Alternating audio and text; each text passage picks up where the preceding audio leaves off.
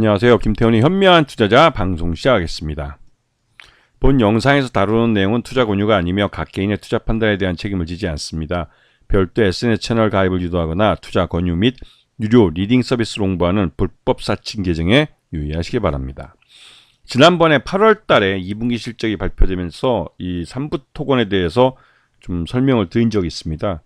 그 이후에 임금 체납도 발생하고 그러면서 이 반기 실적이 감사 의견 거절을 받으면서 관리 종목으로 지정이 되기도 했죠.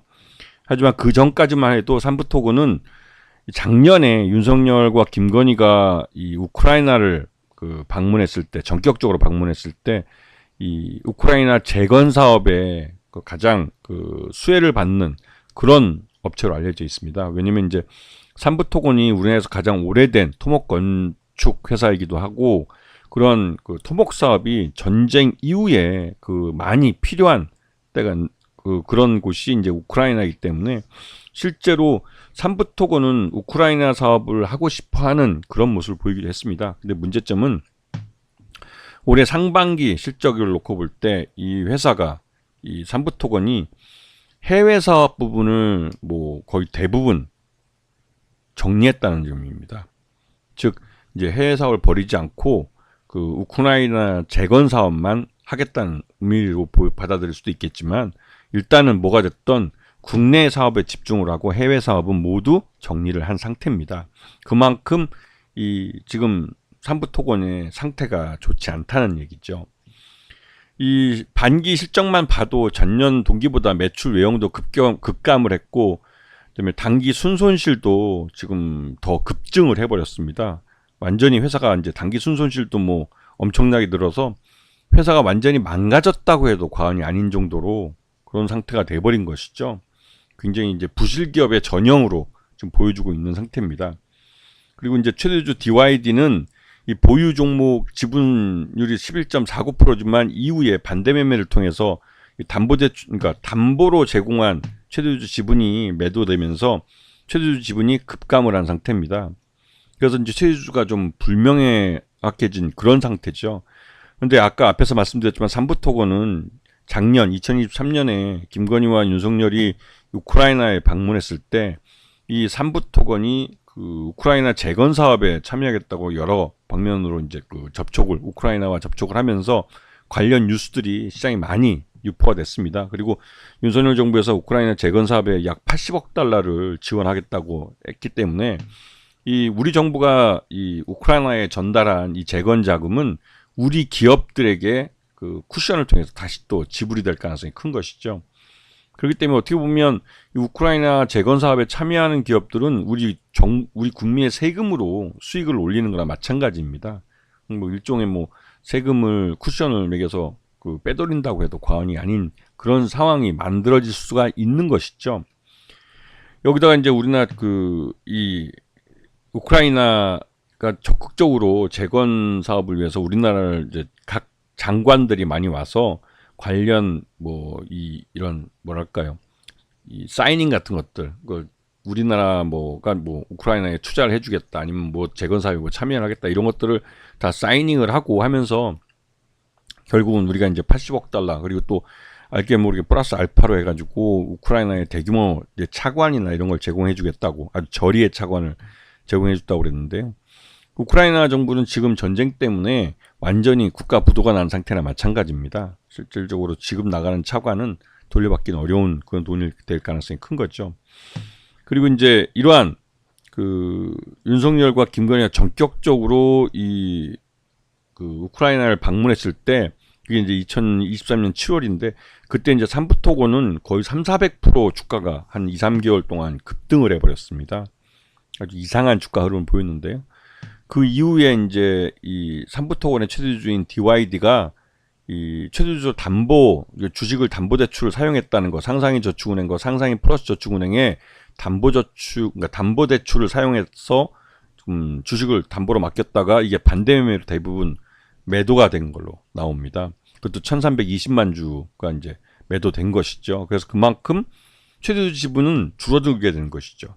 근데 이게 우습게 말해서 최대주 지분이 그냥 주로 자기가 팔아서 낮아지면 말 그대로 이제 먹튀한다는 말이 나오겠지만, 주식 담보 대출을 사용해서 그 저축은행이 자기들의 그 반대 매매로 자기네 채권을 확보하기 위해서 이 매도하는 거는 최대주주 의사와 관계없이 매도를 하는 거라, 이게 그 최대주주는 먼저 돈을 급전을 땡겨서 쓰고 이 주식을 그 은행들이 알아서 매도해서 자기네 그 채권을 회수해가는, 그러니까 이건 매도한 것과 다를 진배 없는 상황이지만, 이게 이제 나중에 공시가 되면서 이거를 미리 담보로 제공한 걸 공시 안 했다고 불성실 공시법인으로 지정이 되지만, 이미 뭐 DYD는 돈 챙겨간 다음이게 되겠죠. 그리고 그래서 DYD 지분이 이렇게 줄어들었습니다. 줄어들었고, 그리고 이제 이 삼부토건은 이 최대주주의 공시에 대해서 제대로 담보를 제공한 것에 대해서 최대주주 보유 주식의 담보 제공을 제대로 공시 안 했다고 벌점도 받고, 그러니까 삼부토건 주주들만 열받는 일이죠. 그리고 여기다가 반기 거절, 의견 거절이 나왔습니다. 반기 감사 보고에서 아주 길게 이렇게 써 있는데, 한마디로 믿을 수 없다는 거죠. 존속능력, 계속 기업으로서의 존속 능력이 의문이 된다.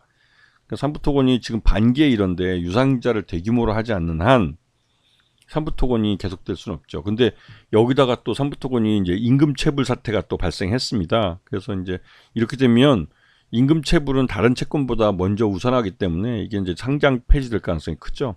어디선가 뭉순이 들어와서 유상증을 해주기 전에는 쉽지 않은 상태입니다. 그런데 여기서 미국 그 대선 결과 트럼프가 당선이 되면서 이 트럼프 2기 정부가 들어서고, 또 트럼프가 대선 과정에서 이 러우 전쟁을 자기가 취임하기 전에 단 하루 만에 자기가 대통령이 되면 24시간 내에 전쟁을 끝내겠다라고 발언을 해왔고, 실제로 대통령이 당선된 이후에 지금 러시아와 우크라이나 양쪽 정상과 직접 전화 통화를 했고, 또한 이 우크라이나에 대한 그 앞서 지금 현재 정부죠, 조 바이든 정부가 막대한 달러를 지금 지원해 주면서 우크라이나와 러시아의 전쟁을 계속되도록 해왔었는데요. 여기에 대해서 이 그 도널드 트럼프는 더 이상 추가적인 지원은 없다는 게 이제 그 여러 가지 그 측근들의 말이 나오고 있죠. 이 말 뜻은 그 트럼프가 그 대통령이 취임하면 곧바로 우크라이나에 대한 지원을 끊겠다는 겁니다. 그 말씀은 우크라이나가 더 이상 전쟁을 계속할 자금력이 없다는 것이죠. 그렇기 때문에 이 러우 전쟁이 조기에 종식될 가능성이 크고, 우리 한국식 이 휴전이 될 가능성이 커 보인다는 것이죠. 그래서 지금 주가가 많이 흘러내렸지만, 지난 9월 9일 날 440원을 찍고 11월 달 이 미국 대선이 끝난 이후에 지금 보시게 되면 연속 상한가를 찍으면서 이 삼부토건 주가가 급등하고 있습니다. 근데 위험한 것은 삼부토건 자체의 실적이나 이런 것에서 전혀 바뀐 게 없고, 특히나 이제 이 감사 보고서상 이 반기 보고서에 대한 의견 검절은 여전히 유효하다는 사실로, 이게 계속될 경우 내년 3월 달에 정기주총에서 감사 의견 거절을 받을 가능성이 크죠. 그렇게 되면 상장 폐지 사유가 발생하게 됩니다. 그래서 이 삼부토건에 대해서는 실질적으로 요번 국감에서 이런 주가 조작에 대한 이 혐의들이 여러 가지 이제 의혹이 제기됐고, 여기에 대해서 금감원도 조사에 착수하겠다고 말을 했기 때문에, 이 자칫 이게 실제로 이제 주가 조작과 관련된 사안이 있다고 한다면, 왜냐면 이 기간 동안 주가가 비정상적으로 지금 거의 뭐 1,000원짜리 주식이 거의 5,500원이면 5배가 뜬 거기 때문에, 이렇게 되면 말 그대로 여기에 물려버린 개인 투자들은 영문도 모른 채 이게 좋은 주식이 이렇게 계속 갈 줄 알고, 여기서 계속 간 것처럼 갈 줄 알고 뒤늦게 들었다가 상투에 제대로 물려버린 것이죠. 그렇기 때문에 이 개인 투자가들은 어디서 이 주가 조작으로 밝혀진다면 주가 조작 세력의 범죄 수익으로부터 보상을 받을 길이 열리겠지만, 그렇지 않다면 영원히 여기 손실해서 그냥 물려버리는 것이죠. 자칫하다가 상폐까지 되면 여기에 투자된 돈은 모두 날아가게 됩니다.